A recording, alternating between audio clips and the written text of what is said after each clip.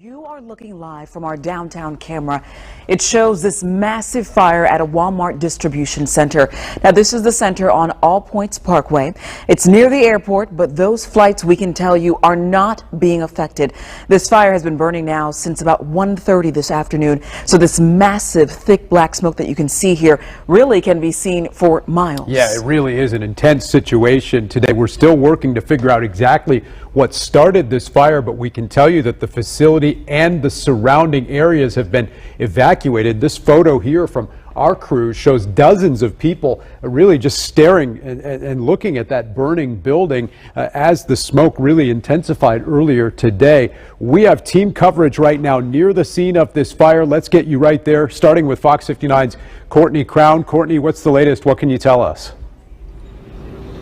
Well, Dan, I can tell you that this fire spread rapidly. We're talking within a half an hour. Fire crews knew they had to fight it defensively. Again, this is a Walmart distribution center, so there is plenty of items inside to fuel it. When we got here, you could hear popping, and it sounded like small explosions, but the fire chief told us that that's because of things like popping tires and just things exploding inside. Now, the Plainfield fire chief tells us that they are still working to reunite employees with their families. Many of those employees, they left their cell phones inside when they evacuated, but again, everyone is safe. Chief Brent Anderson says they are concerned, though, there will not be enough water to fight this fire. Thanks, Jan. A late-night fire in Marengo burned the pride of Iowa sandwich manufacturer to the ground. This is video sent to us from a viewer. Firefighters say they first got the call just after 9 last night. This is the moment that you see right here where you can see officials tearing down the side of the wall with an excavator, releasing more flames. And this is video from this afternoon showing what's left of it. Firefighters were still at the scene with some flames still under the remains of the building. Authorities believe that the fire started in the office of the building. Nobody was inside when the fire started, and there were no reported injuries. In Maine, people living near a burnt-out potato processing plant were urged to stay in their homes and close their windows. The Penobscot Micram plant in Belfast, Maine, caught fire early this morning. There are ammonia tanks inside the facility, and while it does not appear that the flames threatened them, firefighters were understandably concerned, but no reports of any injuries so far. Breaking news in eastern Oregon, where crews are battling a major fire at a potato chip processing plant. Air 12 flew over the scene at Shearer's Foods on Highway 207 in Hermiston. We're told the fire was caused by an explosion of a portable boiler there. 2 people were taken to the hospital. It's unclear how badly they were hurt.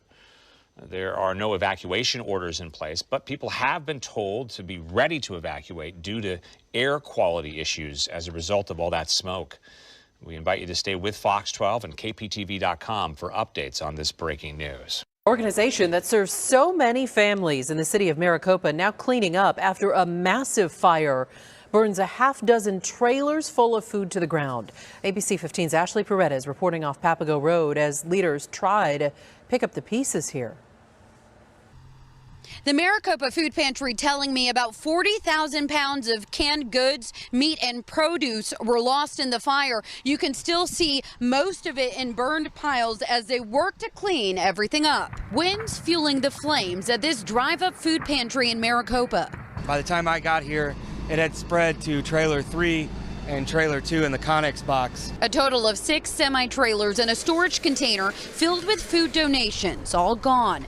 The fire sparking around noon Monday at Maricopa Food Pantry. Volunteer fire departments fighting the flames, along with volunteers within the community. Out here, we can call the public. We know people that have backhoes. We know people that have extra water trucks.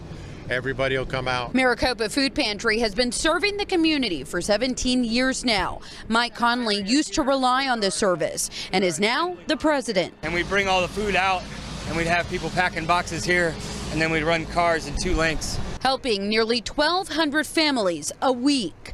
They really relied on this food bank and I don't know where they're going to be without it. Here in this part of Pinal County, there isn't really much. You know, we're a food desert. It was a close call for the homeowner next door. That's what everybody thought was ammunition going on. The flames forcing him to evacuate. The house didn't get damaged at all. I lost some cars out back and some other stuff, but It's all replaceable. The cause of the fire is still a mystery. In the meantime, the food pantry says it plans to continue helping people on a smaller scale, hoping to be back open in some form as soon as this weekend. Ashley Paredes, ABC 15.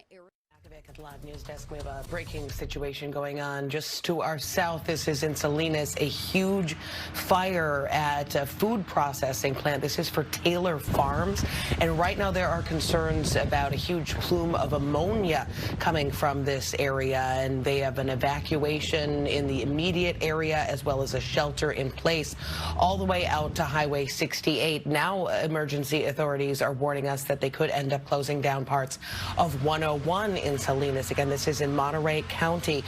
This food processing plant went up late last night, and it's just grown. It looks like it is a total loss right now. We've seen several roofs collapsing. This was in a cold storage processing plant where apparently a welding project sparked a fire in a wall, and that eventually spread to the attic of this huge facility. You know, people or produce were inside the plant, which was actually closed for the season. It was set to reopen on Monday. So we are going to keep an eye on all. Aircraft down, General Mills parking lot. Plane is on fire and occupied.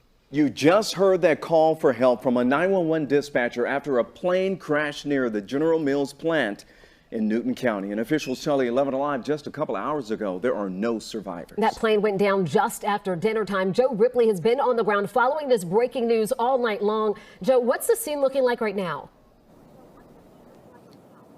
Well, it's still quiet right now. The latest update I can tell you, though, from Covington Police, Captain Ken Malcolm tells me he believes at least 2 people were on board that plane.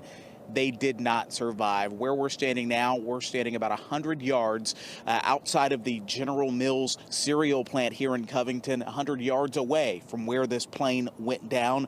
We understand this plant employs several hundred people, and several were here working at the time. Police say they don't believe anyone on board the plane survived, but they say the situation could have been a lot worse.